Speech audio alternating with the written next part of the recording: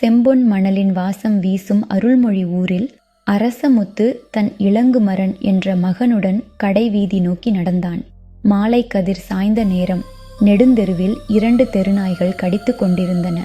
அதை பார்த்த இளங்குமரன், இவைகளை விரட்டக் கல்லெங்கும் இருக்கிறதா என்று விழிகளை தேடி வைத்தான். அரசமுத்து மெல்ல சிரித்து கேட்டார், என்னப்பா இவ்விதம் தேடுகிறாய்? இளங்குமரன் அப்பொழுது சொன்னான், தாத்தா, பழமொழி சொல்வாங்களே, நாயை கண்டால் கல்லை காணோம், கல்லை கண்டால் நாயை காணோம் என்று. இப்போ நாயை கண்டாச்சு, ஆனா கல்லே கிடையாது. அரசமுத்து உதிர்ந்த பற்கள் தெரியும் வரை சிரித்து பின்பு மெல்ல சொன்னார், அடமகனே, சொற்கள் வழுக்கினால் அர்த்தம் வழியும். அது கல்லை கண்டால் நாயகனை காணோம், நாயகனை கண்டால் கல்லை காணோம் என்பதே முதற் பிறப்பு. கோவிலின் கருவறையில் உள்ள சிலையை கல் என்று மட்டும் கண்டால் அதில் நாயகன் இறைவன் கண்ணுக்கு தோன்றான். ஆனால் அந்த சிலையை நாயகன் என்று கண்டு வணங்கினால் அங்கே கல் என்பதே மனதில் தோன்றாது. கல் மறைந்து கருணை முகம் தோன்றும். இதுதான் அந்த பழமொழியின் உண்மையான பொருள். இளங்குமரன் வியப்புடன், அப்போ நாயகன் என்ற சொல்லை யாரோ குறைத்து நாய் என்று ஆக்கிட்டாங்களா?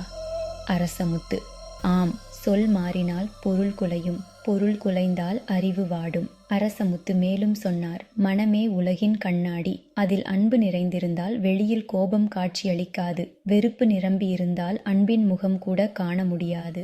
மனம் அன்பை ஊற்றால் உலகம் அன்பே ஆகும். மனம் தீமை ஊற்றால் உலகம் இருள் போல தோன்றும். இதுவே அந்த பழமொழியின் உள்ளர்த்தம்.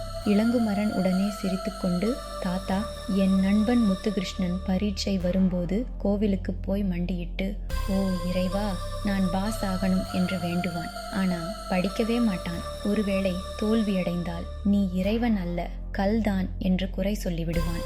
அரசமுத்து அந்த சிறுவனின் தலைமுடியை தடவி, அப்படித்தான் பலரும் செய்வாங்கப்பா. வேண்டுதல் மட்டும் போதும் என்று நினைப்பது தவறு.